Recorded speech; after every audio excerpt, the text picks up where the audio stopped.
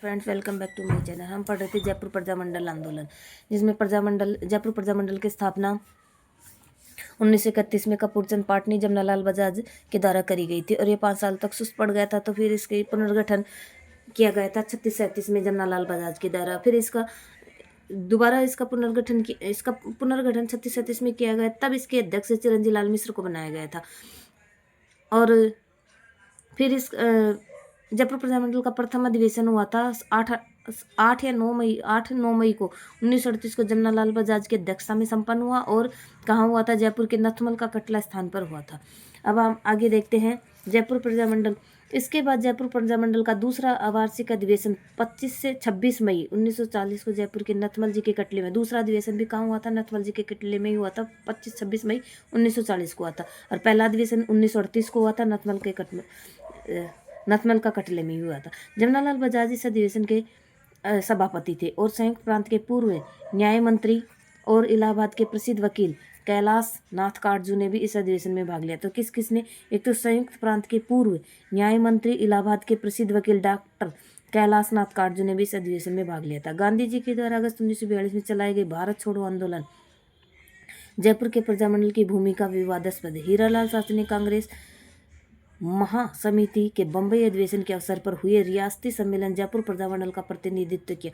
उस समय शास्त्री जयपुर प्रजामंडल के अध्यक्ष थे और कपूरचंद पाटनी महामंत्री थे।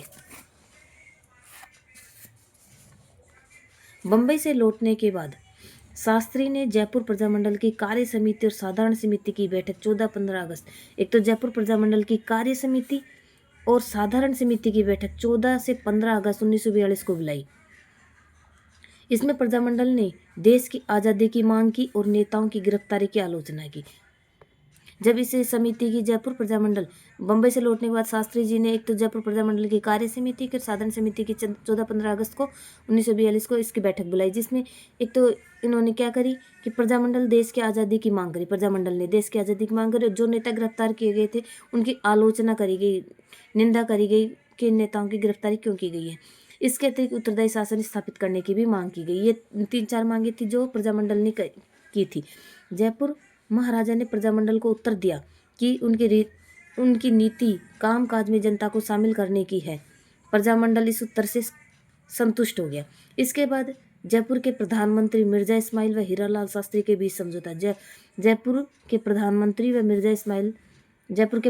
को मिर्जा इस्माइल और हीरालाल शास्त्री के बीच, जिसमें जयपुर प्रजामंडल भारत छोड़ो आंदोलन से अलग रहने पर सहमत हो गया था। यह समझौता जेंटलमेंट एग्रीमेंट्स कहलाता है। 26 अक्टूबर 1942 को जयपुर नरेश राज्य में संवैधानिक सुधारों के लिए विशेष समिति नियुक्त की थी।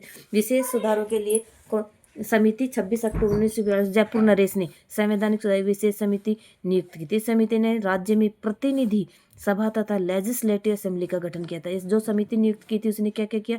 प्रतिनिधि सभा और लेजिस्लेटिव समिति का गठन किया था। शास्त्री जी द्वारा महाराज के विरुद्ध आंदोलन छोड़ने का विचार त्याग दिया गया, जिसकी सर्वत्र आलोचना हुई। यह समझौता भारत छोड़ो आंदोलन की मूल भावना के विपरीत है। इस फैसले से असहमत नेताओं ने आज़ाद मोर्चा खड़ा करके आंदोलन छेड़ा। आज़ाद मोर्चा क्या है देखते हैं। इस मोर्चे का गठन बाबा हरिश्चंद्र के आज़ाद मोर्चा गठन का किसने किया था? हरिश्चंद्र ने किया। आज़ाद मोर्चे के अन्य कार्यकर्ता थे गुलाब चंद कासलीवाल, चंद्रशेखर शर्मा, राधेश्याम शर्मा, ओम दत्त शास्त्री, मदन लाल खेतान, चिरंजी लाल मिश्र, मुक्तिलाल मोदी, विजयचंद जैन और अलाबख्श चौहान, मास्टर आनंदीलाल नाई और भंवरलाल सामोदिया, मोहनलाल आज़ाद, गोपाल वैद्य, दौलत भंडारी, रामकरण जोशी आदि। आज़ाद मोर्चा के नेतृत्व में स्कूल और कॉलेज के छात्रों ने भी भाग लिया था। आज़ाद मोर्चा के नेतृत्व में स्कूल और कॉलेजों के छात्रों ने भाग लिया, जिसके परिणाम कई दिनों तक शिक्षण संस्थाएं बंद रही। गोपाल दत्त वैद्य के नेतृत्व में जुलूस निकाले गए। जुलूस और हड़ताल किसके नेतृत्व में? गोपाल वैद्य के छात्राओं ने भी आंदोलन में अपना योग दिया। वनस्थली विद्यापीठ की कुछ छात्राओं ने धरने दिए। एक छात्रा शांति देवी ने 5 अक्टूबर 1942 की एक सभा में जनता को संबोधित किया था। तो किसने? शांति देवी ने। जब ये हड़तालें जुलूस किसके नेतृत्व? गोपाल वैद्य। आज़ाद मोर्चे के समय एक छात्रा थी शांति देवी, इसने 5 अक्टूबर 1942 की एक सभा में जनता को संबोधित किया था। और अंततः 1945 में पंडित नेहरू ने दोनों गुटों का विवाद समाप्त करके आपस में विलय कराया। 1944 के जयपुर प्रजामंडल अधिवेशन की अध्यक्षता 44 का जयपुर प्रजामंडल का अधिवेशन की अध्यक्षता 1944 में जयपुर प्रजामंडल का अधिवेशन हुआ था, जिसकी अध्यक्षता किसने की थी? जानकी देवी बजाज ने। और श्रीमती रतन शास्त्री ने वनस्थली विद्यापीठ के कार्यकर्ताओं और छात्रों को दिल्ली, उत्तर प्रदेश आदि स्थानों पर जाकर भारत छोड़ो आंदोलन में भाग लेने की खुली छूट दे दी थी।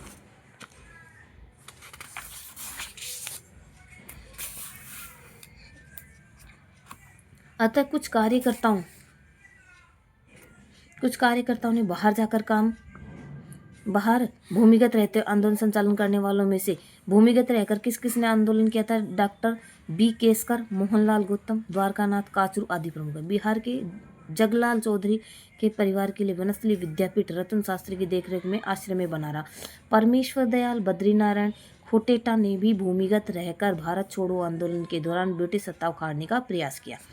जयपुर प्रजामंडल आंदोलन से जुड़े महत्वपूर्ण तथ्य। जयपुर हितकारिणी सभा की स्थापना हीरालाल शास्त्री ने की, जिसने लोगों में राष्ट्रीय भावना का संचार। जयपुर हितकारिणी सभा की स्थापना किसने करी? हीरालाल शास्त्री ने। राजस्थान चरखा संघ की स्थापना 1925 में अजमेर में हुई थी। 27 में जमनालाल बजाज ने इसे जयपुर में स्थापित कर इसकी राजस्थान चरखा संघ की स्थापना हुई थी 1925 अजमेर में, और 1927 में जमनालाल बजाज ने इसे जयपुर में स्थापित कर खादी के माध्यम से जन चेतना फैलाने का प्रयास किया। चिरंजीव लाल मिश्र ने प्रजामंडल कार्यकारिणी से मतभेद होने पर जयपुर प्रजामंडल प्रगतिशील दल का गठन किया।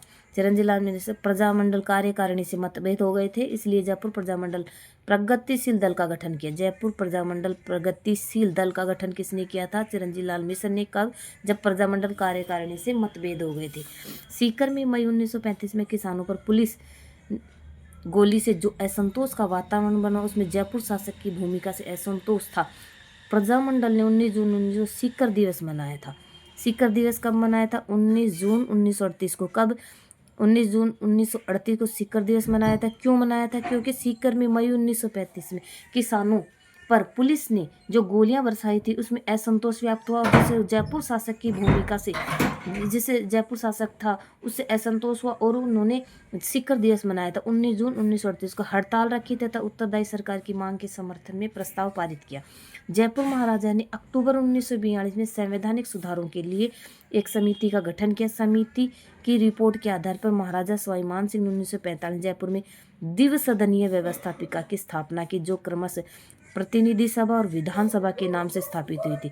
तो जयपुर महाराजा ने अक्टूबर 1942 में संवैधानिक सुधारों के लिए एक समिति का गठन किया। इसके आधार पर जयपुर में एक तो द्विसदनीय व्यवस्थापिका स्थापित कर गई, जिसके 2 सदन थे, एक तो प्रतिनिधि सभा और विधानसभा के नाम से स्थापित हुई। एक नए विधानसभा चुनाव कराए गए, जिसमें महाराजा द्वारा मनोनीत सदस्यों का वर्चस्व रखा गया। मार्च 1947 में जयपुर राज्य 1947 में राज्य शासन सुधार हुआ, जिसके अनुसार मंत्रिमंडल बना, जिसमें हीरालाल शास्त्री मुख्यमंत्री बने। 26 जनवरी 1943 को जयपुर प्रजामंडल के तत्वावधान में स्वतंत्रता दिवस मनाया गया। हीरालाल शास्त्री अध्यक्ष। जयपुर राज्य प्रजामंडल ने 18 फरवरी 1943 को वायसराय को पत्र लिखकर गांधी जी की रिहाई की मांग की, क्योंकि वे बीमार थे। फरवरी 1943 में 24 फरवरी 1943 गांधी जी ने गांधी उपवास दिवस मनाया। 24 फरवरी 1943 को प्रजामंडल ने गांधी उपवास दिवस मनाया था। प्रजामंडल ने गांधी उपवास दिवस कब मनाया? 24 फरवरी 1943 को मनाया, जिसके अंतर्गत सुबह प्रभात फेरी निकाली गई और शाम को गांधी जी के दीर्घायु के लिए प्रार्थना की गई। 1945 में राज्य सरकार ने प्रतिनिधि सभा और लेजिस्लेटिव असेंबली बनाने का निर्णय लिया। प्रजामंडल ने चुनाव में भाग लिया। उस समय प्रतिनिधि सभा की 27 सीटों तथा लेजिस्लेटिव असेंबली की 3 सीटों पर विजय प्राप्त हुई। सितंबर 1945 में नए व्यवस्थापक मंडल का गठन हुआ। मार्च 1946 में टीकाराम पालीवाल ने विधानसभा में राज्य में उत्तरदायी शासन की स्थापना संबंधी प्रस्ताव प्रस्तुत किया, जो कि स्वीकृत हो गया। मार्च 1946 में टीकाराम पालीवाल ने विधानसभा में राज्य में उत्तरदायी शासन की स्थापना संबंधी प्रस्ताव प्रस्तुत किया, जो कि स्वीकृत हो गया था। और 15 मई 1946 को प्रजामंडल के अध्यक्ष देवी शंकर तिवारी ने राज्य मंत्रिमंडल में सम्मिलित किया। इस प्रकार जयपुर राज्य राजस्थान का पहला राज्य जिसने अपने मंत्रिमंडल में गैर सरकारी मंत्री की नियुक्ति की थी। तो इस प्रकार कौन सा राज्य था राजस्थान का कौन सा राज्य जिसने अपने मंत्रिमंडल में गैर सरकारी मंत्री की नियुक्ति की थी? तो कौन था? जयपुर राज्य था जिसने देवी शंकर तिवारी को राज्य का मंत्रिमंडल में सम्मिलित किया था। 10 मई 1947 को विधानसभा में प्रजामंडल के नेता दौलत राम भंडारी और गीजगढ़ ठाकुर कुशल सिंह को मंत्री बनाया। राज्य के प्रधानमंत्री वीटी कृष्णामाचार्य ने महाराजा की ओर से 1 मार्च 1948 संवैधानिक सुधारों की घोषणा की थी। तो वीटी कृष्णामाचार्य ने संवैधानिक सुधारों की घोषणा कब करी? 1 मार्च 1948 को महाराजा की ओर से। और यह निश्चित किया गया कि मंत्रिमंडल को विकसित किया जाए और प्रधानमंत्री को छोड़ शेष सभी धारा सभा के समस्त दलों में से लिए जाएं। प्रधानमंत्री को दीवान, मुख्यमंत्री को मुख्य सचिव और मंत्रियों को सचिव कहा जाए। ये नाम बदले गए। एक तो प्रधानमंत्री को दीवान, मुख्यमंत्री को मुख्य सचिव और मंत्रियों को सचिव कहा जाए। अब मंत्रिमंडल में एक दीवान, एक मुख्य सचिव, 5 सचिव होंगे। ये सब वर्तमान विधान के अधीन एक उत्तरदायी मंत्रिमंडल की भांति मिलकर कार्य करेंगे। 28 मार्च 1948 को महाराजा वीटी कृष्णामाचार्य को दीवान नियुक्त किया गया। हीरालाल शास्त्री को मुख्य सचिव बनाया गया। देवी शंकर तिवारी, दौलतमल भंडारी, टीकाराम पालीवाल की ओर से सचिव बनाए गए। गीजगढ़ के ठाकुर कुशल सिंह और अजय राजपुरा के मेजर जनरल रावल अमर सिंह जागीरदारों का प्रतिनिधित्व करने वाले सचिव थे। जागीरदारों का प्रतिनिधित्व करने वाले ये गीजगढ़ के ठाकुर कुशल सिंह और अजय राजपुरा के मेजर जनरल रावल अमर सिंह जागीरदारों का प्रतिनिधित्व करने वाले सचिव बने।